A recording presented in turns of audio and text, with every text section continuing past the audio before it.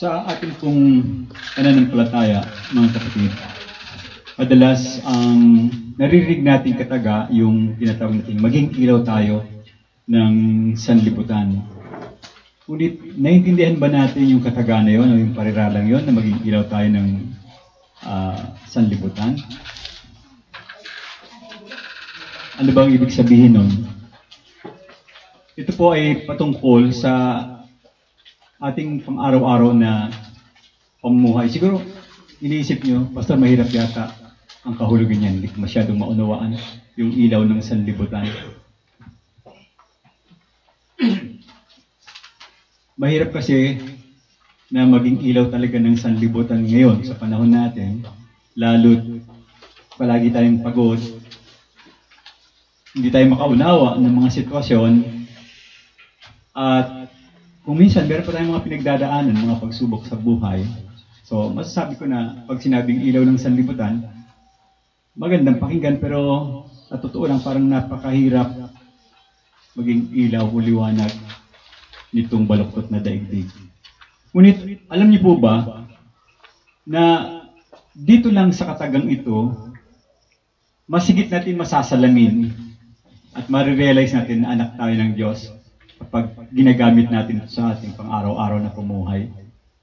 Kung paano sa gitna ng kadiliman ng daigdig, tayo ay nananatili na tapat sa kanyang pananampalataya, mayroon tayong payapang isip, at naipapakita natin yung tunay na diwa ng Panginoon, hindi lamang sa sarili natin, kundi maging pagbubukas ng ating puso sa ibang mga tao.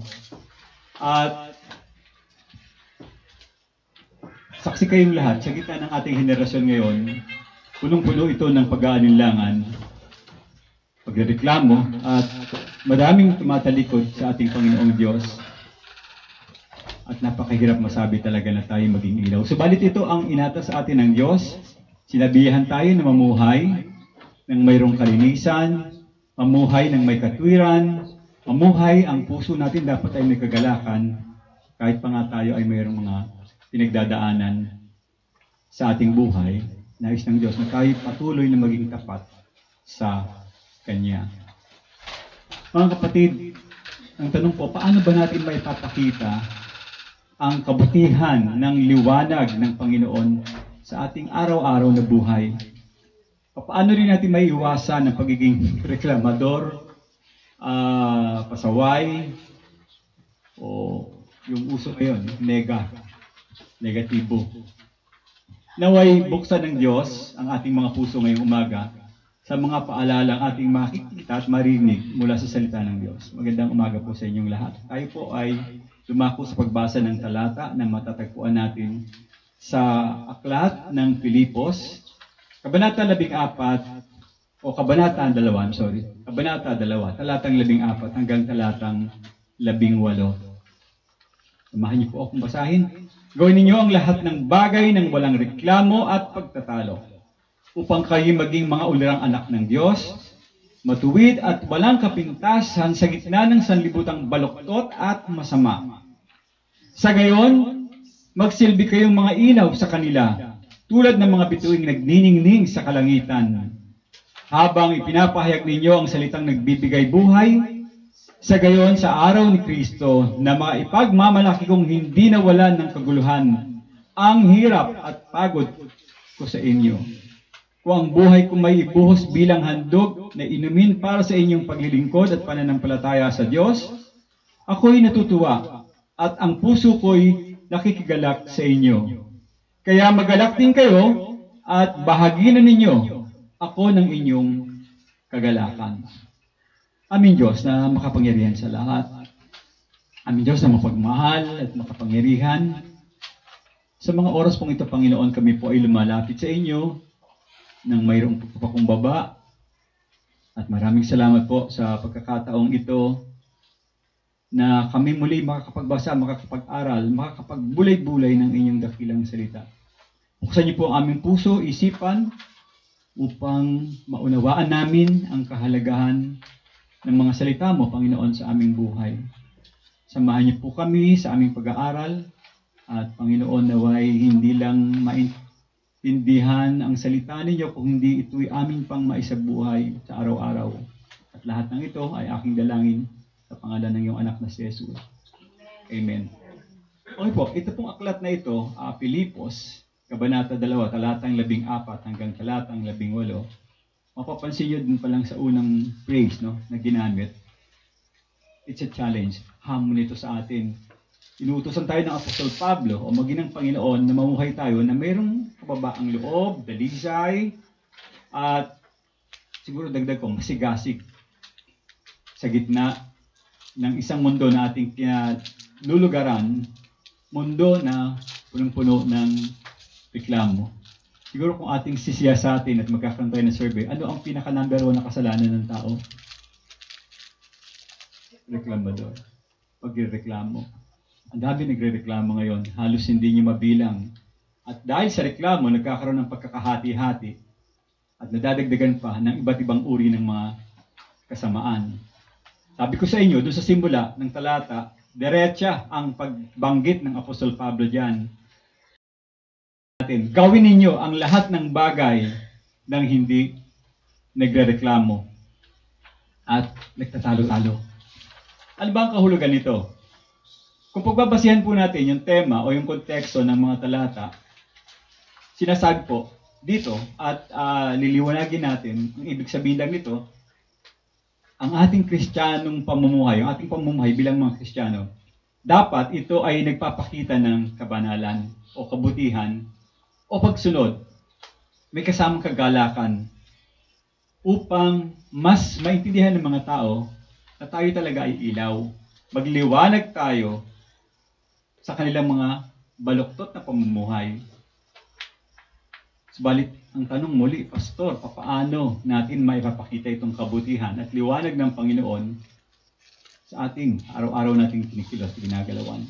Kasi nga, lagi natin naririnig yan, sinasabi sa mga mensahe sa simbahan, sa radyo, sa mga babasahin, maging ilaw kayo ng daigdig. Yan lagi ang naririnig natin. Mayroon pang isa, asin at ilaw, magkasama yan dalawa, makikita niyo sa aklat ni Mateo.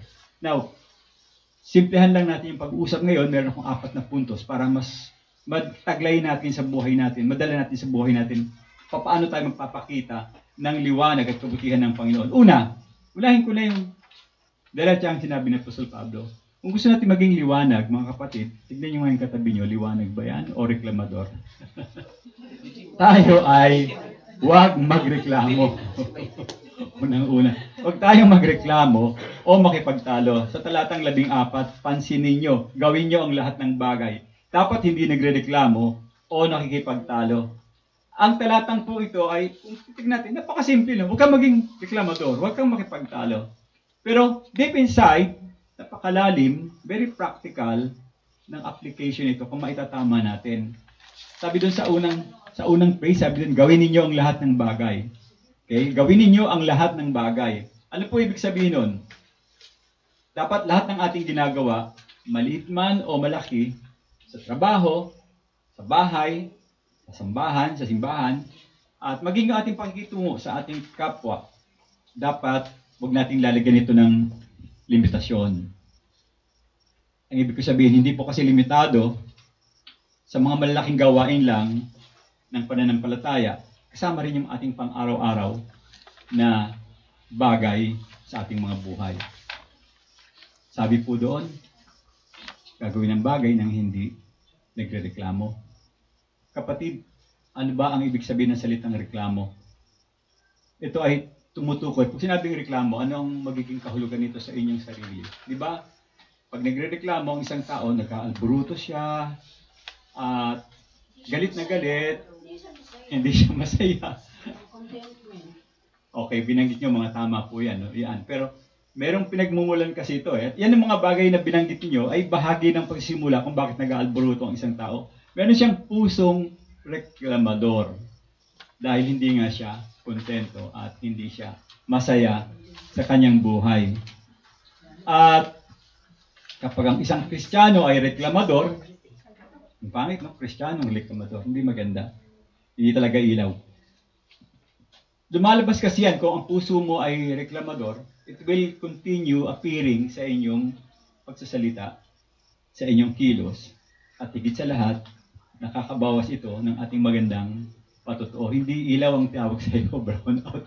Ang tawag sa iyo ng mga nakakakita at hindi ka kontento sa iyong buhay. Mapangit yung iyong patotoo mo pagka puro ka reklamo ng reklamo. Lalayo sa iyo ang tao. May halimbawa po dito sa aklat ng Exodus, chapter 16. Siguro, familiar kayo sa kwento nung nagtatalo si Moses at saka yung mga Israelita. Nung nakalaya ang Israelita sa Egypt, imagine yung blessing na binigay ng Diyos doon. Ang tagal nilang captive ng Egypt at sila'y alipin, pero pinalaya sila sa tulong ng Panginoon sa pagiging instrumento ni Propeta Moses. At nung makaalis na sila doon sa Egypt, nakalaya na sila, siguro nasa baybayan niyo yung kwento, nahati yung dagat, namatay yung humahabol sa kanila at nakaligtas sila, naging malaya sila, nagkaroon sila ng kalayaan. Subalit, katatapak pa lang nila dun sa lugar na kung saan ay malaya na sila. Ano kagad ang bumungad sa kanila? Anong narinig ni Moses? Katakot-takot na uri ng complain, reklamo. Maging kay Aaron, kasama si Aaron na nakarinig din. Si Aaron ay kapatid po ni Moses. Sabi nung iba, sana, Moses, pinatayin lang kami ng Panginoon doon sa Egypt. Kasi doon, maganda yung buhay namin, nakakain kami ng tinapay, at nabubusog kami. Sa kasalukuyan, dinala mo kami rito, magugutom lang kami, at mamamatay. Alam niyo kung tama yung isip ng mga Israelita, yung pagkalaya nila doon, malaking bagay na tulong na ginawa ng Diyos sa kanila. Dapat hindi sila magrereklamo dahil alam ng Diyos kung ano yung susunod na gagawin sa kanila. Alam din ng Diyos kung ano yung kailangan nila, pagkain. Ano yung 3 basics na kailangan tao, food, shelter, and clothing. Yan yung bagay na kapag ang isang Kristiyano ay grace-oriented, oriented sa biyaya ng Diyos, hindi yan magkakamali ng pagtitiwala sa Diyos na mawawalan siya ng mga bagay na yun. He will continue, magkakaroon siya ng malakas, strong faith. God will always provide this kasi yun ang pangako ng Panginoon. Pero ito, kalilipat pa lang nila, nasayang yung kanilang pagpupuri sa Panginoon. Sigaw sila, sigaw ng praise the Lord. Pagkatapos after a few seconds lang or a few minutes, eto na, nagre-reklamo na kagad sila. At kung pag-aaralan niyo malalim yung kwento, hindi doon natapos ang kwento. Nagreklamo sila ng pagkain. Anong ginawa ng Diyos sa kanila? Pinagkalooban sila ng pagkain. Araw-araw, nauuna pa, tutulog pa lang sila, bumabagsak na yung mga pagkain nila. Nagreklamo pa rin ba sila? Yes. Yung tubig. Anong ginawa ng Diyos? Binigyan sila ng tubig. And then lately, parang nasawa yata sila sa mana. Nagreklamo na naman. Gusto naman nila ng KFC. Known for cholesterol. Kaya ang ginawa sa kanilang Diyos, bibigyan sila ng sobrang dami ng pugo. What happened? Karoon sila ng sakit. Nagtatalo-talo sila. Saan ba nanggagaling yung pagtatalo-talo? Siyempre, sa pagkakaroon ng argumento, doon nagsisimula yan. Pag merong argumento, hindi nagkakasundo. Now, don't get me wrong mga kapatid, kasi pwede ka naman ding magbigay ng saloobin mo, pero dapat, tandaan ninyo, huwag darating sa punto na ikaw ay makikipag-away. Ibang usapan na yung pag nakikipag-away ka. Pinag-uusapan nyo lang yung maliit na bagay, nag-away na kayo, hindi na kayo nagkaintindihan.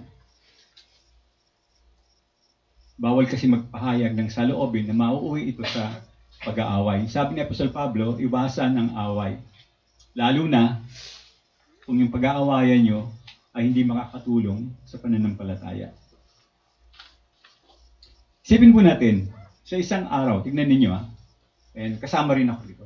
Ilang beses tayo nagre-reklamo? Saan ang unang problema natin ngayon? Kayong pumapasok. Pangalawa, ambisado ni sisters. Ama, yan din ang problema ng naririnig ko. Kay baby, lagi yan sinasabi niya, hirap umuwi, mainit, matrabaho. Kaya siya nagkaroon ng natutuyuan ng pawis na sa palengke. Saan pa ang reklamo? Trabaho. Kayo mga estudyante, anong reklamo ninyo? Teacher. Assignment. Assignment. Trabaho sa bahay. Mamaya, Brother Lodi, punta ka doon. At karaniwan, hindi lang sa eskwelahan, sa opisina nagkakaroon ng pagrereklamo. Maging sa tahanan, ay meron din mga hindi pinagkakaintindihan.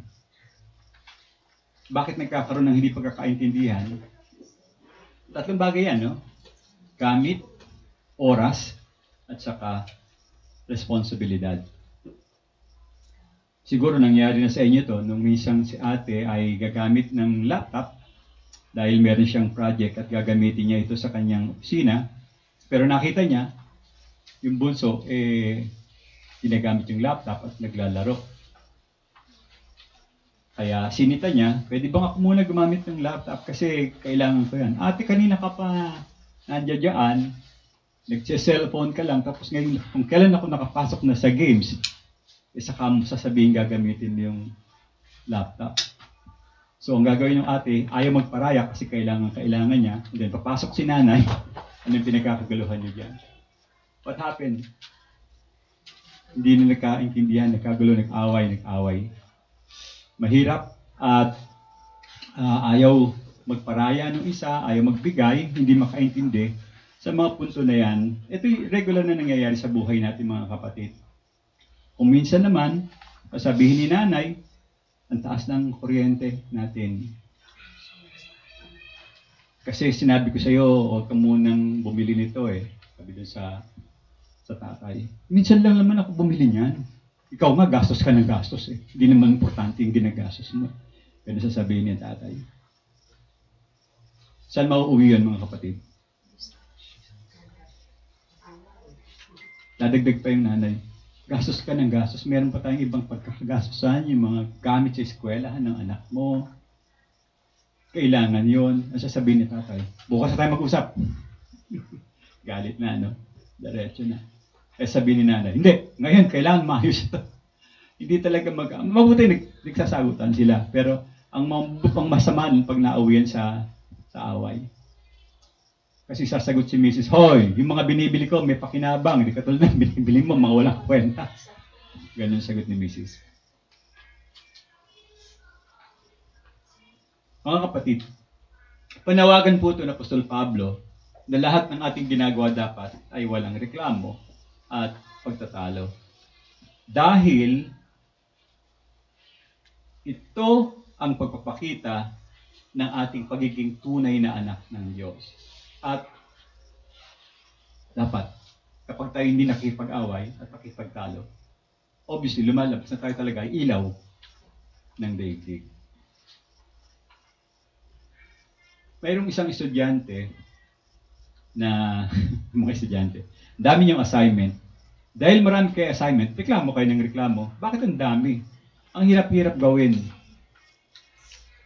Subalit mayroong isang estudyante, hindi siya nagrereklamo, at malawak ang kanyang pasensya, ang kanyang puso ay nagpapasalamat sa Diyos. So what would happen? Maaari siyang makita ng mga kaklase niya, pati ikaw hindi ka nagrereklamo, dami-dami kasi. Opportunity yun para makapag-share ka ng pananampalataya sa Panginoon. Makikita kasi kakaiba kayo. Ganun din po sa trabaho. Kung kayo ay nagtatrabaho, lahat kayo ay lalo na kung lahat ng mga kasama mo sa trabaho, mga reklamador, tapos ikaw hindi ka nagreklamo, trabaho ka lang ng trabaho, gumagawa ka para sa Panginoon, masisilip din nila yan. At makikita nila yung buhay mo, nakakaiba.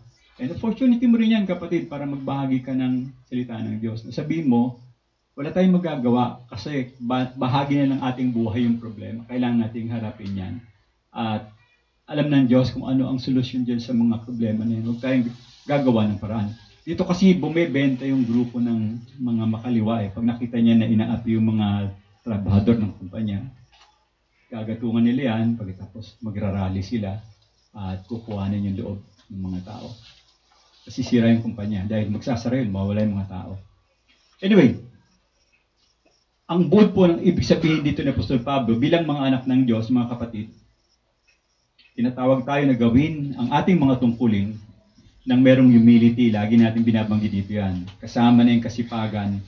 At dapat yung ating puso, tandaan natin, remember this, dapat maging masunurin po tayo sa ating Panginoong Diyos. Ibig sabihin ng masunurin, hindi pala away, hindi pala reklamo. Now, bakit? Ulitin ko, dahil ito ay nagpapakita, kung ikaw hindi nagrereklamo, hindi ka nakikipag-away, ikaw ay anak ng Diyos, ikaw ay liwanag, ikaw ay ilaw. Naiba ka kapatid, dahil ikaw ay taong puno ng pasensya, puno ka ng pag-ibig, at kagahalakan kahit na mahirap ang iyong sitwasyon. Nakita niyo yung taong hirap na hirap yung sitwasyon, hindi na makangiti. Wala kayang pananampalataya yun eh. Pero kung kayo ay nasa Panginoon, kahit pag gaano ay si Apostol Pablo nagbigay ng halimbawa, sinakikita niya sa mga taga-Pilipos na dapat ay inyong tanawing kagalakan ang paglilingkod at huwag kayong magtatalo-talo at magreklamo. So instead na tayo ay magreklamo, instead na tayo magtalo-talo, the best thing na pwede natin gawin is give thanks. Pasalamat tayo sa Diyos. Binibigyan tayo ng problema. Imagine kung ang buhay mo walang problema, anong mangyayari? Gusto niyo ba walang problema?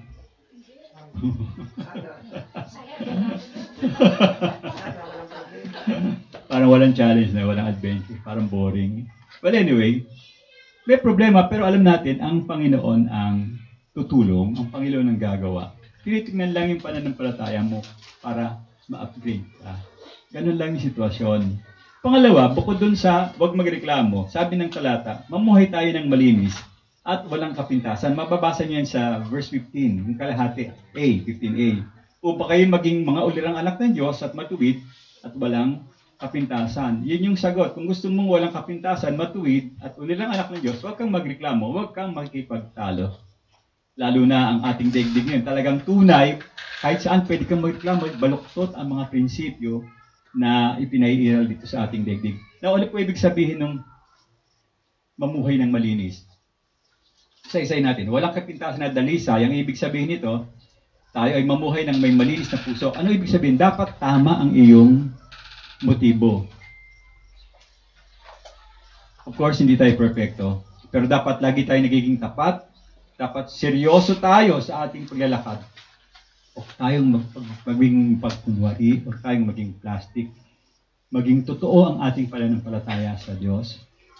Bilang mga anak ng Diyos, ang tawag sa atin, mamuhay tayo ng naiiba sa mundo. Dapat ikaw ay walang dungis. Wala kang kasamaan.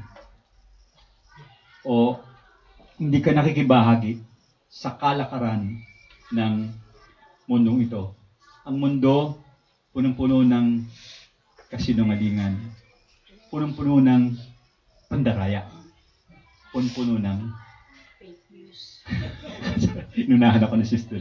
Balitang mali o fake news. Sa gitna ng baluktot at masamang sanlibutan, yun ang banggit sa talata, no? Kasi alam ni Apostol Pablo na obviously, ang mga tao ay mayroong pusong rebelde, mga liko ang pag-iisip. Kahit naman hanggang ngayon noon binabanggit ni Apostol Pablo, pero pansinin niyo ngayon, ganun pa rin ang mga tao. Kaya napakahalaga na tayo po bilang mga Kristiyano, hindi tayo dapat sumasaway sa agos, sa uso. Dapat ang pagtayo natin o ang panlaban natin bilang mananampalataya is a person na mayroong integridad. Pag sinabi natin hindi. Pag sinabi natin oo. Sa madaling salita, ang Kristiyano, dapat naiiba yung ating pamumuhay. Para mahihid natin talagang tayo ay tunay na liwanag ng Diyos.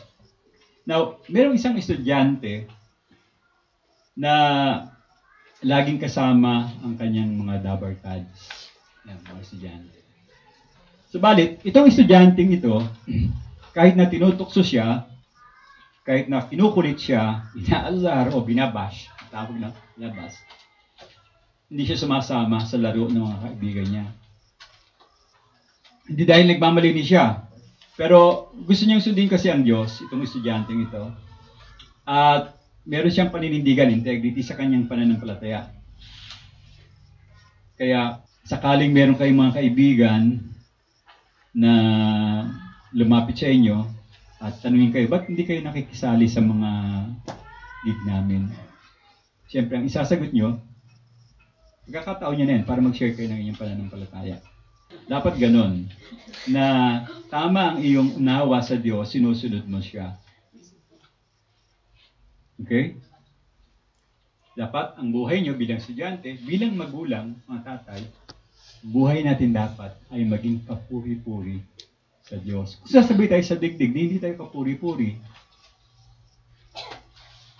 Kung sasabihan natin uso sa mga mundo, makikisakay tayo kung anong gusto nila, gagayahin natin, wala mangyayari sa ating buhay.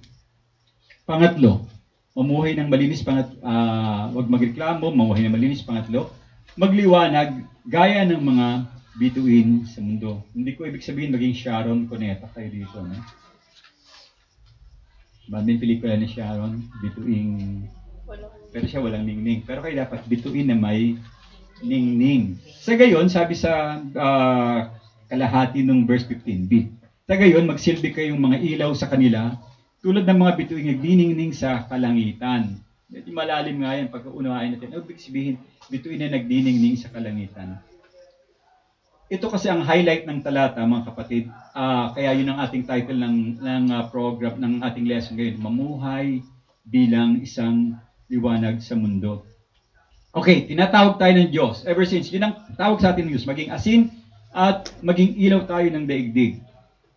Pagpapakita, ito na meron tayong pag-asa, meron tayong kabutihan, at meron tayong maibabahagi sa mga taong mga naliligaw, mga kapatid. Ang mga taong ito na hindi nakakakilala sa Diyos, nasa kadiliman, dapat mahikayat natin sila bilang tayong liwanag. Okay? Kung sila brownout, dapat kayo hindi kayo brownout, may ilaw kayo. So, gagayad nyo sila ng tama kung saan dapat sila magkakaroon ng landas. At kahit na nga sa simpleng pamuhay, dapat umiiral pa rin sa atin ang ating pasensya. Magpakita tayo ng kabutihan sa kanila, at dahil nagpapakita tayo ng kabutihan sa kanila, ang nakikita sa inyo ay ilaw, liwanag kayo, hindi kayo dilim. Verse 16, sabi po, ulitin ko, habang ipinapahayag ninyo ang salitang nagbibigay buhay, sa gayon, sa araw ni Kristo ay may pagmamalaki ko kayong hindi nawalan ng kabuluhan ang mahirap at pagod ko sa inyo. Si Apostol Pablo nagsalita dito. Hindi nawalan ng saysay yung kanyang hirap, yung pagod ng pagtuturo sa kanila, pag-aakay sa kanila, pagdidisipulo sa kanila, sapagkat nakikita ni Apostol Pablo, kahit na dumating ng Panginoon, patuloy pa rin yung kanilang kagalakan. Sabi po ni Apostol Pablo, ang kanyang kagalakan ay makita ang mga taong pinaghirapan niyang turuan at akayin sa ating Panginoong Hesus. Para hindi na sayang yung pinagpag-oran din namin. At pag nakikita namin na kayo nagpapatuloy, siyempre, yung puso namin, sobrang galak niyan. Dahil nakita namin na hindi kayo nagloko, hindi kayo lumihis ng diwa na pumunta kayo sa kaaway. Kung hindi, mas lalo kayong naging mahigpit sa inyong pananampalataya at paniniwala sa ating Panginoong Diyos. Yung pong pariralang araw ng Panginoon, tumutukoy yan of course sa panahon kung laing maghuhukom na ang Panginoon, yung kayong pagbabalik mismo. At sa dulo ng talata, binanggit ni Apostol Pablo, pagdating ng Panginoon, anong sabi niya? Ipapagmalaki kayo. Kayo yung naging produkto, naging bunga ko, na hindi kayo nagsayang ng oras at tumupad kayo sa pangako, sa pananampalataya sa Panginoong Diyos. Hindi nawalan ng kabuluhan, yung last phrase, no? Hindi nawalan ng kabuluhan ang mga hirap at pagod. Gusto ritong iparating ni Apostol Pablo ang kanyang lahat ng ginawa. Yung kanyang ministeryo, kanyang pagod, kanyang sakripisyo, lahat ng yan ay hindi nasayang at itong mga mananampalataya ay nagpatuloy ng tapat. Nakarinig na siguro kayo ng coach ng sports, no? Anong laging binabanggit ng coach? Ayoko masayang ang training na pinaghirapan natin. Gusto ko makita ka na magtagumpay at matapos mo yung iyong so, di ba ganun sinasabi ng coach? Dito parang coach din si Apostol Pablo at tuwan-tuwa siya at magagalak siya pag nakita niya yung kanyang mga tinuruan ng mga taga-Pilipos ay umunlad sa pananampalataya. And actually, sa lahat ng tinuruan ni Apostol Pablo, ang mga taga-Pilipos lang ang hindi siya sumakit ang ulo. Parang naabot nila talaga yung suktulang maturity ng panaglago nila. kumpara mo sa mga Corinto, sa Roma, yung ibang dako talagang halos mabugnot ng katawan ni Apostol Pablo dahil sa sobrang tigas at daming problema ang nangyari sa buhay ng mga tinuruan niyang iba. Kaya nga dito sa Philippians, makikita niyo sa ilang bahagi ng kanyang pagsalita, nagdadalawa siyang isip kasi gusto niya ng pumanaw dahil gusto niya makapiling ang Panginoon. Pero sabi niya, mas maganda rin kung hindi pa ako papanaw, makasama kayo, makapaglingkod sa inyo. Sa madaling salita, mga kapatid, dapat po ay nananatili tayong tapat sa salita ng Diyos. At kapag ginagawa natin to, tayo ay faithful sa salita ng Diyos. Hindi lang natin pinalalakas yung ating sariling pananampalataya, kung hindi, nagiging kagalakan pa rin tayo sa mga taong nagtuturo sa inyo, nagturo sa akin, at nagbigay ng bahagi upang ako'y kayo akayin sa pananampalataya. Ibig sabihin, ang lahat ng pagod, sakripisyo sa paglilingkod ay nagiging sulit kapag ang mga tao ay nananatiling tapat hanggang sa huli.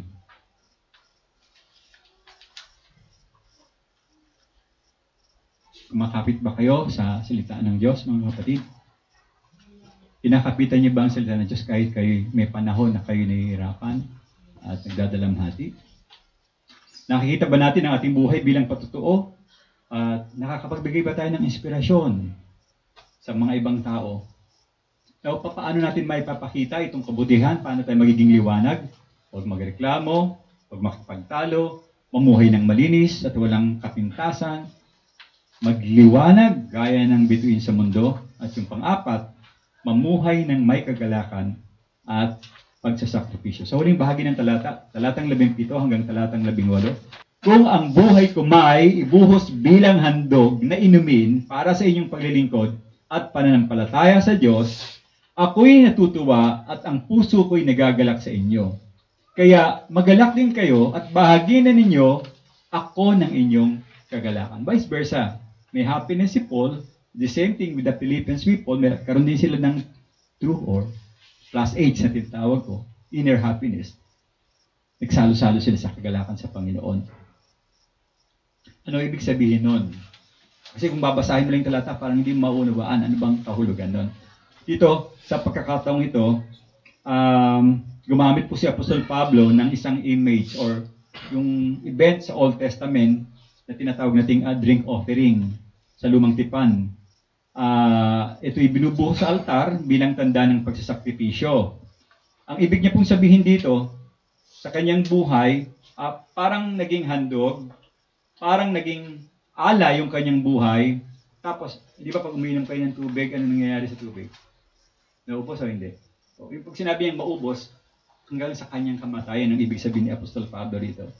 Kahit siya'y mamatay, para lang sa kanyang ministeryo, handang-handa siya magsakripisyo, alang-alang sa pananampalataya at paglago ng mga tao sa Philippians. Tapos may kasunod pa siyang pagbanggit at sa inyong paglilingkod at pananampalataya. Pananampalataya ng mga taga-Pilipos, parang isang handog din sa Diyos at ang kanyang buhay ay parang dinagdagan pa ng alay para dito.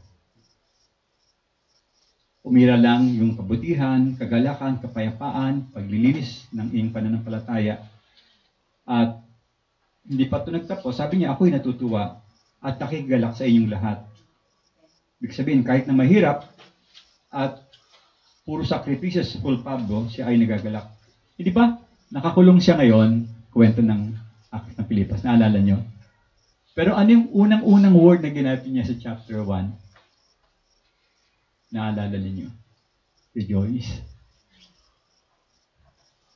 Dapat hindi siya magbabanggit nun dahil ang lungkot ng kanyang kaso, ang lungkot ng kanyang kalagayan, pero yung word na binanggit niya, rejoice. In the Lord, doktor nyo, always. So, bakit kaya nagkaganon si Apostol Pablo? Nakita niya kasi yung naging bunga ng kanyang pagtuturo. Ang mga taga-Pilipos ay sobrang naging tapat sa ating Panginoon. Kumbaga, ang lahat ng pagod, kapag ang mga tao ay lumalago sa pananampalataya, nawawala yung iyong pinaghirapan. Katulad ng mga magulang sa inyong mga anak, di ba, nagsakripisyo kayo, lahat binigay ninyo, binuhos nyo. Pag nakita nyo maging maganda at matagumpay ang inyong anak, natutuwa kayo dahil hindi na sayang ang inyong pinagpaguran. Kaya ang payo ni Apostol Pablo, kaya magalak din kayo at bahaginan nyo naman ako ng inyong kagalakan. There's an invitation. May paanyaya dito si Apostol Pablo sa mga taga-Pilipos. Ang ibig sabihin, huwag kayong malungkot, huwag kayong matakot. Kahit siya ay nahihirapan, sinabi niya, masaya kayo na kasama ko. Dahil lahat ng ito ay para saan? Sa kaluwalhatian ng ating Panginoong Diyos. So, mga kapatid, yung ating paglilingkod sa Panginoon, talaga naman kung minsan may kasamang sakripisyo yan. Hindi nyo yan matatanggihan. It will come. Talagang sakripisyo ang kailangan sa ating paglilingkod. Kasama rin yung pagod, kasama rin yung paghihirap. Pero pansinin nyo, kahit na ang puso nyo ay pagod, hirap, may sakripisyo, masaya yan. Nagagalak yan. Dahil alam nyo kung kanino kayo naglilingkod. At yun ay bahagi ng ating ikilalago para ang Diyos ay totoong magkaroon ng paglulahati na ginagawa natin sa Kanya. So tanong, tayo ho ba'y naglilingkod ng may galak, mga kapatid? Dutugtong ko, naglilingkod ba kayo ng may galak na may kahirapan, kahit na may kahirapan? So, ang paalala sa atin ni Apostol Pablo ay napakasimple, pero makapangyarihan ng mga bagay na ito. Sabi niya, mamuhay tayo bilang anak ng Diyos na walang reklamo, walang alitan, at punong-puno ng ilaw o liwanag sa iba. Kasi po, sa gitna nga ng mundong ito na puno ng kadiliman, kahit siyang kang sulok pumunta, maraming masama, maraming balakutang pag-uugali. Dapat taglay natin yung pagtawag na ito sa atin ng Diyos na tayo maging ilaw. Hindi sa pamamagitan ng malaki o maliliit na salita, kundi sa pamamagitan ng simpleng pagsunod, pagiging tapat sa paglilingkod, at paghawak ng mahigpit sa kanyang salita. Yun ang ating buhay. Alalahanin natin lahat ng ating ginagawa.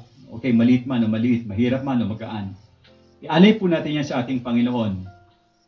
At kahit na merong sakripisyo tayo paminsan-minsan, meron tayong pagod, meron tayong hirap, dapat we still provide yung joy, kagalakan, na alam natin, at the end, hindi masasayang yung ating paglilingkod na ginawa. Sapagkat, sa huli, sa ating mga pagsusumikap sa pananampalataya, may bubuhos natin ng todo ang kaluwalhatian para sa Diyos. Magpatuloy tayo na gawin ang lahat ng bagay ng ating puso ay